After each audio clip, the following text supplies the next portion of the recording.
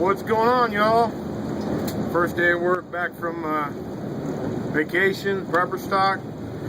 First thing, I'm going to talk about a couple things real briefly. The Fort, little deal about voting at Fort Hood, little controversy there. Last lead smelter plant in the United States, and one of my favorite stories. I think a lot of you guys are watching videos know that that's going to be about. But first thing is I want to say thank you to everybody that contributed to Prepper Stock. Biggest thanks goes out to Modoc, my buddy, Modoc42. Check him out.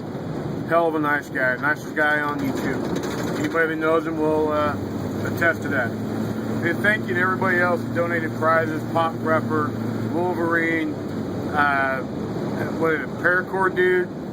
Something like that. I'm sorry, I don't remember off the top of my head everybody's name. But there were a ton of you, and I really appreciate it. I really dig everybody that came out. I met some really nice people, some of which I'm going to be making a point to keep in touch with because they're just that cool. So, and as always, at Prepper Stock, no problems. Everybody always asks me, are you worried about somebody showing up and being a mean drunk or an asshole or something like that? And it's never been a concern because, you know, there's enough of us there that if somebody does get out of hand, then we can escort them back to their camp or at least out of our camp and keep it all cool.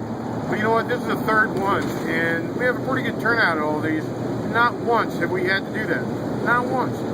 Because we, as like-minded folks, are just generally good people. I think. I don't know. All right, enough of that stuff.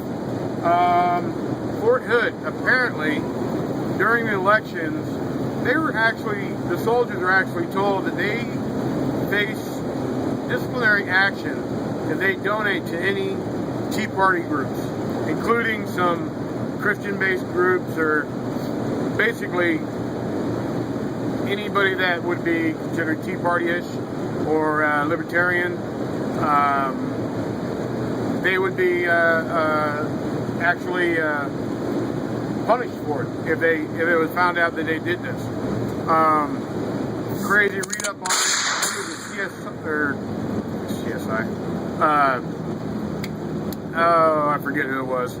Check out the story. It's all on Gun Saves Lives.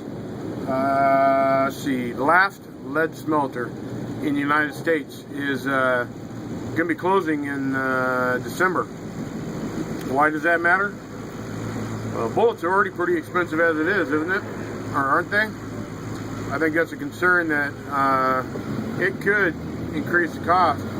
Probably will increase the cost of bullets. Now they're closing down because of the EPA. I mean, lead is already,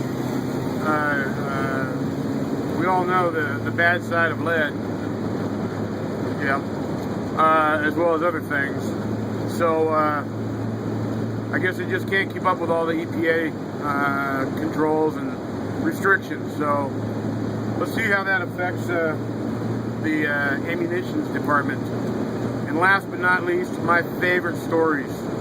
A wheelchair-bound old guy in, where is he at? I want to say Tennessee. I could be wrong. Owns a jewelry store. Two thugs come in, gunpoint, rob him. One of them goes into the back to get cash. As he's coming out, the old man shoots him in the gut. Nice. I love it. Both of them run out. Obviously, they're apprehended. And as I think it was the sheriff, in his statement said, in this day and age when CCWs are not that hard to come by in most areas, you just never know. You just can't expect to rob a place and not be confronted with a gun. You know what? If more people thought that, or more people that are shot because they're being dumb shits, the less crime we'd have. All right, y'all.